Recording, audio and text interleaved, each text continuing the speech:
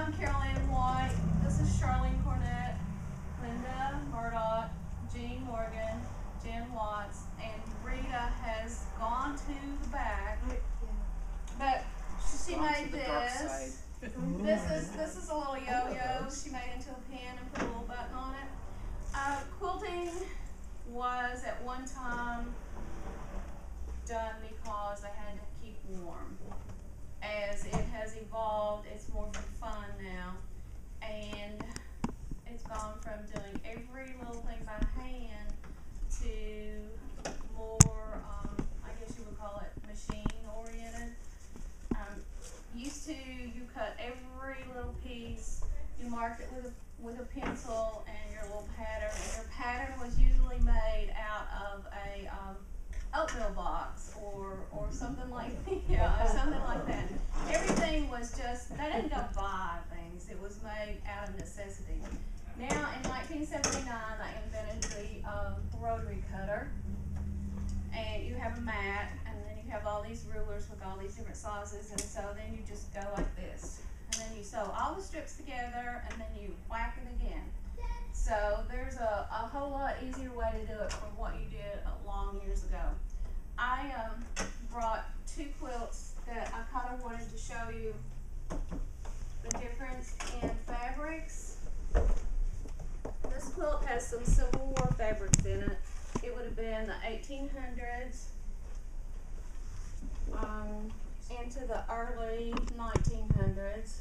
Can you see it? And see how dark and somber it is? And this would have been turkey red, and some of the some fabrics fade. This probably wouldn't have been this light of green. And then here we go into the happy phase. This is see how bright and colorful? So I keep these two quilts unquilted because it's easier to handle them, and it's just so nice to show the fabrics. We're a very informal group. We meet at the Housing Authority on Tuesdays. It's from 1 to 4, but it's kind of come and go, however you have time. I want y'all to feel free to come and look at all of the different quilts. There's now a movement for modern quilting, and the modern quilting is big pieces. They're still pretty. They're mostly done. They're mostly quilted on the sewing machine. It's really hard to find someone who's willing to spend the time that it takes to hand quilt. This orange quilt right here with the embroidery, if you all to check it out, you'll see what fine hand quilting is really like. I am an old-fashioned quilter and love old fabrics, but I didn't want to have Alzheimer's, so so I have branched out into art quilts a little bit. So this was a little bit outside of my comfort zone, but I do like playing with it.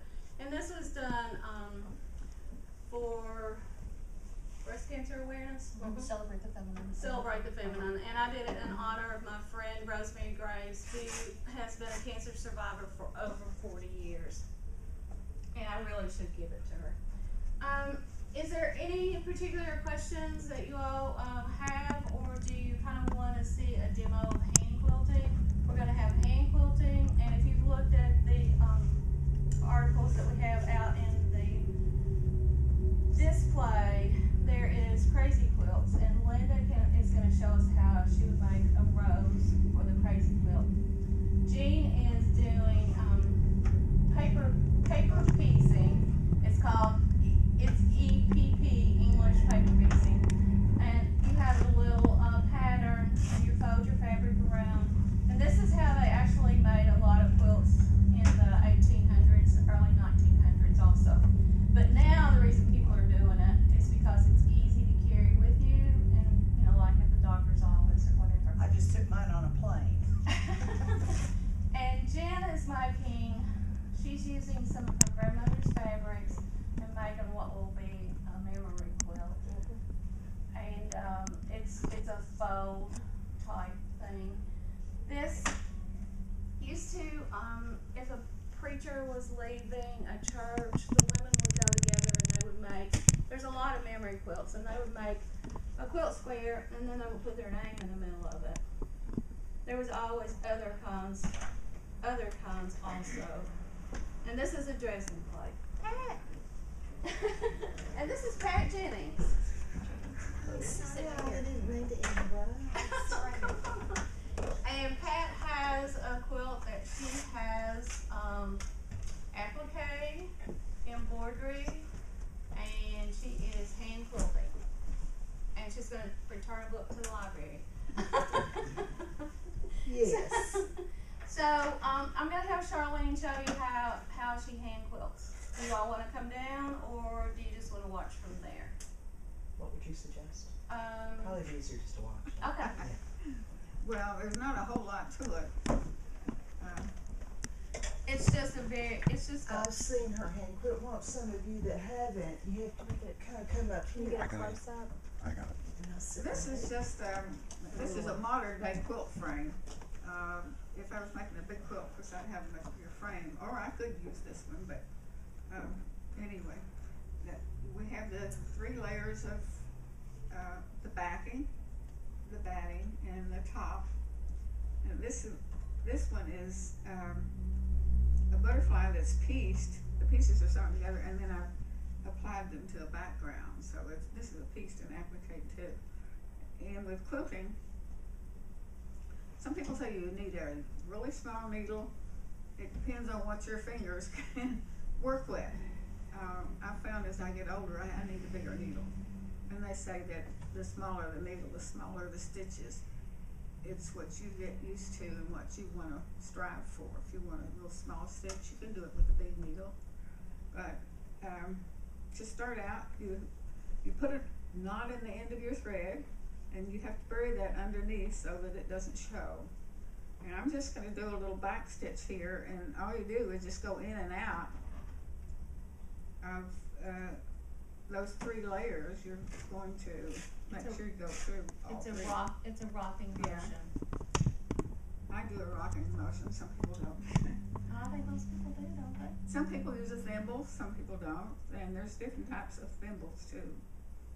But it just takes a little practice to get the size of stitches you desire, and also you want to keep them the same size, and you want to keep a nice, neat, straight row so that your work stays neat. I just read a book called Prayers for Sale, and the lady in it described her stitches as a piece of rice. A piece of rice. Yes, it was the length of a piece of rice. So they were, as my mother-in-law would say, big enough to catch a terminal. Yes. There's also the thought that as long as your stitches are even, it's okay to have bigger stitches because yeah, there's a type of quilting that has larger stitches. Well, there's also country stitches where you make them big and they become part of the pattern, and you usually use a contrasting thread so that they show up. This is a quilt pattern from the 1940s. It's published right now in the book that's called the New England Quilt Museum book. It's actually on the cover of the book. But the pattern's not right in there. Is it this pattern? Yes.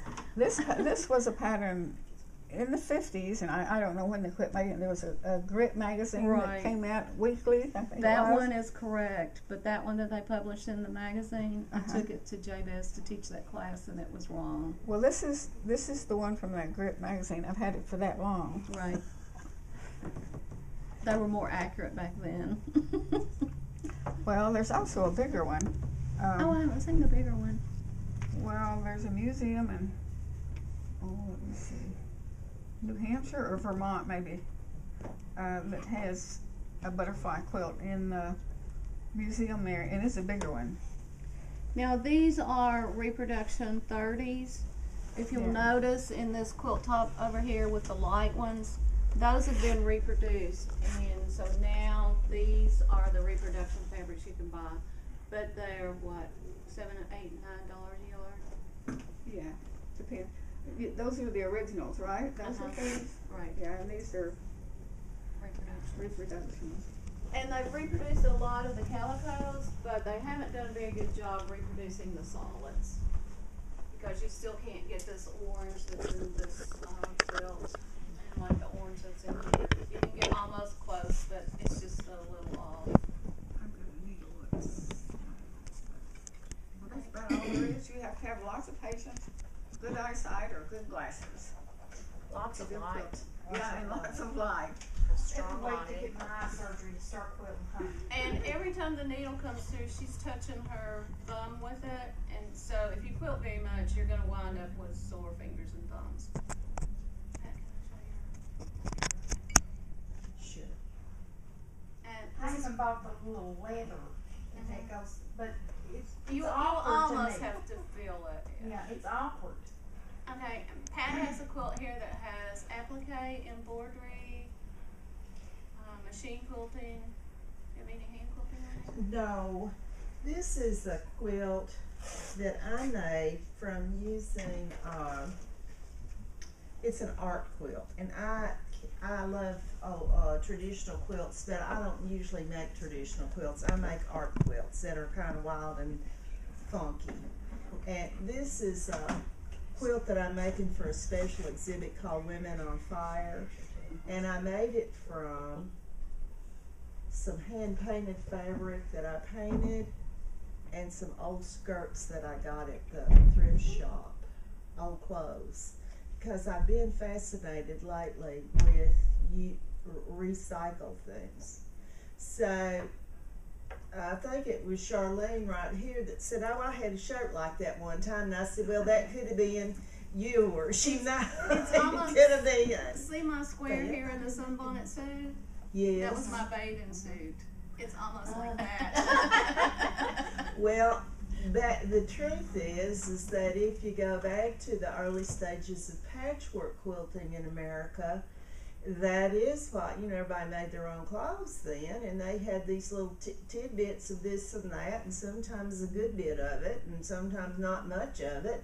And so that's how come the patchwork quilt is the only American art form as far as stitching is concerned. The whole cloth quilt was done way before America was even thought about. Certain embroidery, which is you place, like this isn't considered embroidery because you take a piece of other fabric and put it on top of something else and sew it to it. That happened many, many years before America was known about.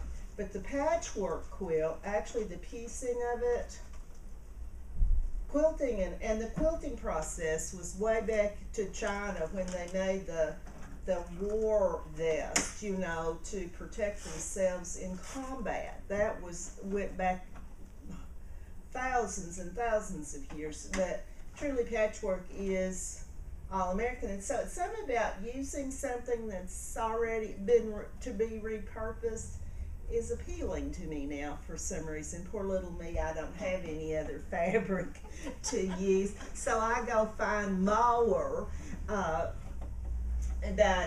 This is an applique process where you take the different fabrics and place them on top of other fabrics and sew those down.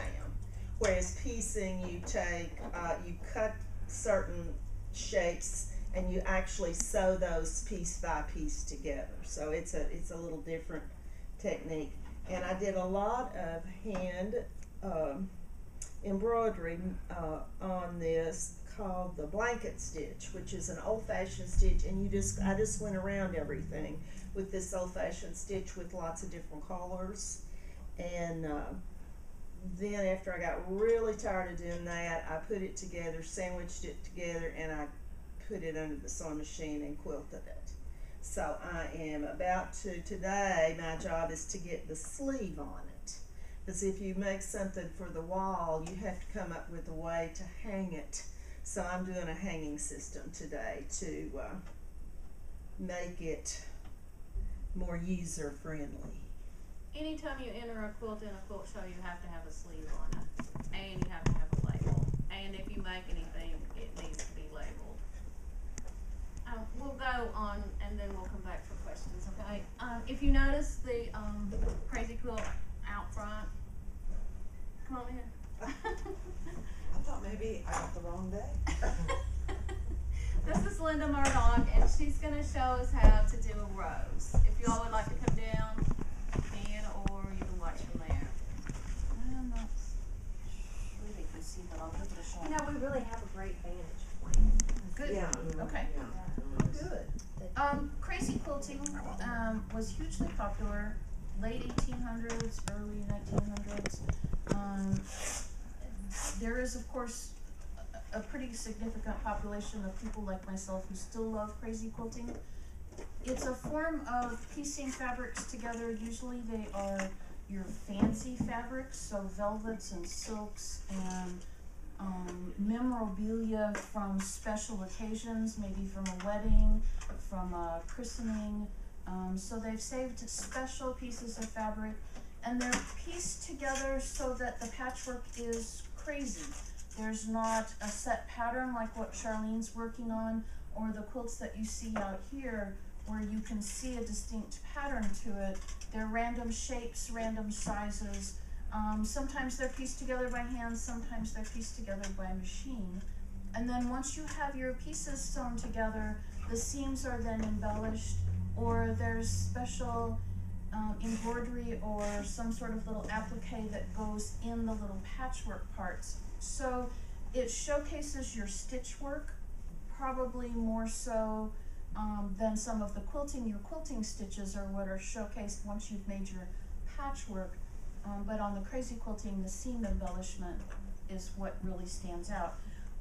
I have started working it's maybe 20 years ago now, with a friend of mine who makes flowers from ribbon. And she learned techniques from ladies that designed flowers for hats and flowers for dresses. So I learned a lot of what she learned. There's books that are published for making ribbon flowers of various different kinds, and what I'm going to show you is called a folded and rolled rose. What I have here is a wire-edged ribbon, which is the easiest kind of ribbon to start with the first time you do this. It's not a difficult technique to do, it's just a little awkward. And when you have a wire ribbon, it tends to hold itself in place. Whereas if you have a silk or some other kind of fabric, it wants to slip around for you. The first thing that you want to do is you're going to take and make a right angle fold with your ribbon. So from your viewpoint, it looks like this. From my viewpoint, I've got the little edge folded down. And then from there, I'm going to start with this little corner, and I'm just going to start rolling the ribbon around on itself until it comes back around, and it gives you a little kind of centerpiece, almost like rolling a cigarette, except you don't need two hands together to roll that. And then once you've got your little rounded part in here, you take your ribbon and you do a 45-degree angle turn down.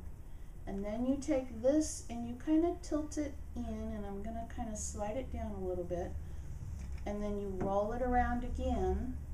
And once you've rolled it to where you've gotten to the edge of where you folded it, you're going to fold it back again. And you continue folding and rolling, and folding and rolling. And you kind of keep going, keep going, until you've come all the way around, and you kind of tidy it up. And I would probably stitch it together at this point, and voila, you have a rose. So to finish this off, I would take a needle and thread and stitch into here and wrap around it a few times. If I wanted this to be stemmed, I would take a wire and put it inside as I rolled up, and then wrap around it and maybe even put a dot of glue on it, and seal it up. And then in order to make that stem look a little better, I would probably wrap it with some embroidery thread, green embroidery thread all the way down, and make it look kind of cool. Now, if I was going to put this on a little crazy quilt, What I would need to do after I have stitched it together is I would need to flatten it out. And I would just put it down on something, and I would just smush it, and I would kind of crunch up the ribbon a little bit and move it around till I like it. And then you'd have kind of this vintage looking thing. Still looks like a rose. And that could be sewn down on your crazy quilt piece.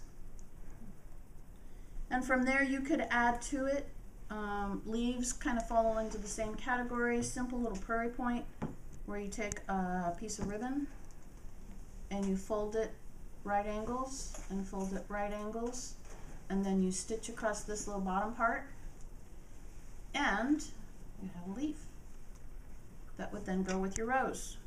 And I think I can probably pin this stuff. Did she see that? She told me. Maybe pass it around. I'm thinking about passing it around. Pass her shirt around. Pass your vest around. And yes, we can pass it around. This is a class that Linda taught that I learned to make all of the little flowers that different from what she has now. You have them on your desk. Yes. Yeah. She did different kinds of flowers.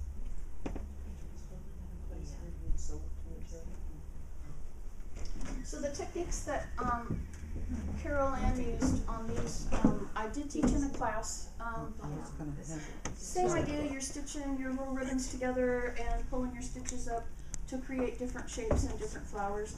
Same techniques can be used on fabric. You don't have to use ribbon. Ribbon just mushes up nicely and it's soft and thin enough fabric. There is a crazy quilt example out there on in the display in the library of a block. There are two of them. And there's some of those flowers and other embroidery type stitches and beads and stuff. You might like to check that out. If you catch Linda out at a fancy occasion, she'll wear her hat, which is all decorated in these roses, and her jacket. It's absolutely stunning. We should bring a jacket. She should have brought her hat.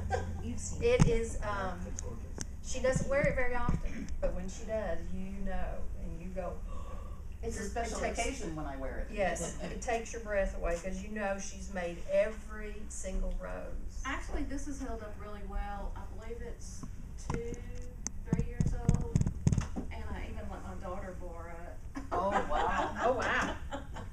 So it's not as fragile as it looks. Do you have to spray it to keep the shape? Just so folding did it? Stitching. Stitching. It's all in the stitching. Okay, Jane, you want to tell us about paper piecing? Well, a friend of mine, Doris Gish, who does a lot of this, demonstrated this at the Extension office. We have a group that meets over the Madison County group from Richmond, Berea, Waco, wherever. We pulled it together there on Thursday morning through the afternoon. And Doris does a lot of this, and I decided I really, really liked it, and it's good for traveling. Like I say, I just took. Now you can't take your scissors on a plane, so I substituted a floss, the floss cutter for. Oh, great idea. Yeah, If you take nail clippers on, you can take nail clippers. that would work too, wouldn't it? I've had my nail clippers taken. You can get out of the country with scissors less than 4 inches, but you cannot get back in. That's interesting. Oh, Yeah. Well, I wonder, will they let you get by with round tips? I have had scissors. experience getting out of the country with scissors that are just, and I think if you look at the travel safety advice, it'll say scissors less than 4 inches. Yeah, that's what I had read. And I took scissors less than. You can't stab too deep. Or no, no medical arteries. And mine looked like, the pair that I took with me one time looked like little zebras. They were right off the kitty. If you know, put them first in grade. your baggage that you Check, you don't have to worry. You don't have to worry. So, But then you can't sew on a plane. Right. yeah, you can if you carry something like Yeah, I like that idea. That's Yeah. right. Back to Jean's first Anyway, Doris, basically you take a piece of paper, and this is actually from a paper punch for those of you who do scrapbooking. This is, I poke them out and it works just fine. Anyway, what you do is you cover one of those like this, and then you start, all you have to do is be able to go in and out, and then do a whip stitch, which is round and round and round, and that's really, really easy. Now I know everybody says, what do you do with all that paper in there? Well, if you're never gonna wash it, you can leave the paper, okay? But if you think you might wash it, or my granddaughter didn't like a backpack that her father bought, so she covered it in these. And she's very creative that way.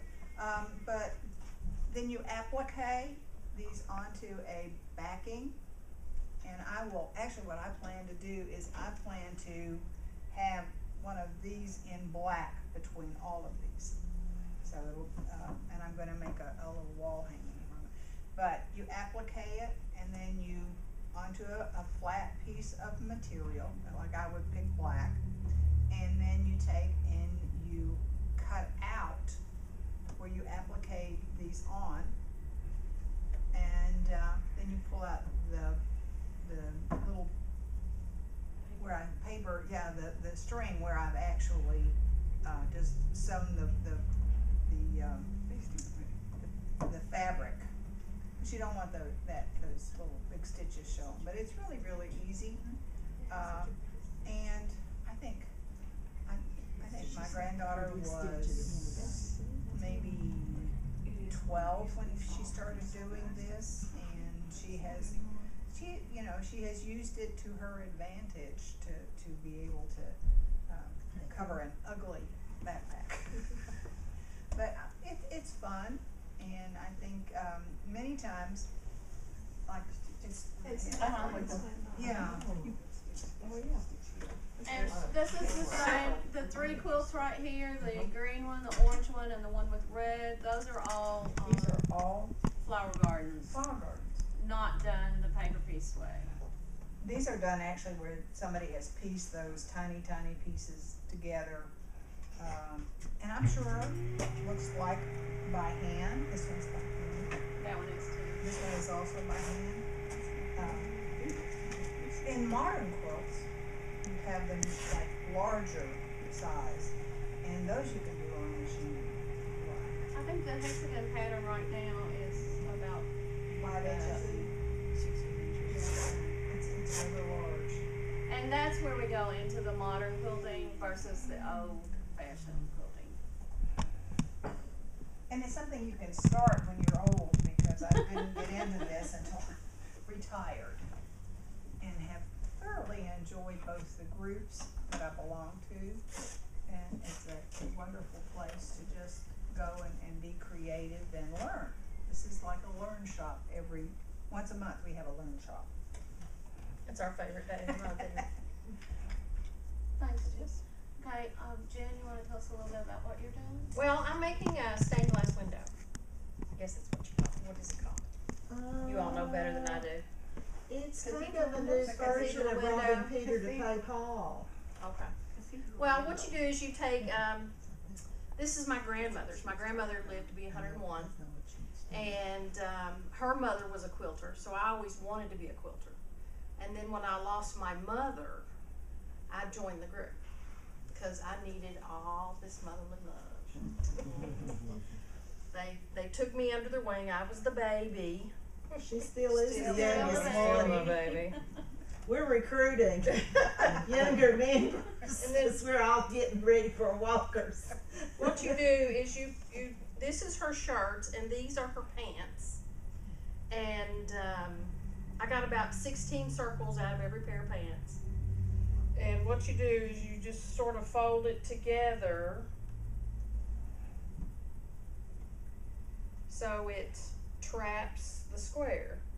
And when it comes together, these will be diamonds. I wish we had yours because you just finished yours. You told me to bring it? I didn't think about it. I didn't know we'd be up here. I thought we'd be sitting around the fireplace. She thought we were just sitting around. Hanging out. So this is, and then so eventually See, it'll we're be really informal. big. It's a memory quilt, and so what I'll do is I'll eventually give all this away to someone in my family who loved grandmother as much as I did, and they'll know that it came from her as well as from me. So it's an old pattern, and I've been using a carrot or a cracker package as my square pattern, and then one of her plates as the round pattern, and I've drawn them all out and cut them all out. So I'm just in the cutting phase. There's 3 basic phases to a quilt. There's the cutting part, then there's the sewing part at the top, and then there's the quilting part. And then there's the shopping part that comes before that. Yeah. Which is really bad. That's the part I'm really good at. Well, but my hobby is much cheaper than my husband's. That's the only good thing about mine. My husband's a pilot for fun, so he spends all his money on the airplane. I spend all mine on fabric. Is that gonna be a bed size quilt? I hope so. It's looking that way.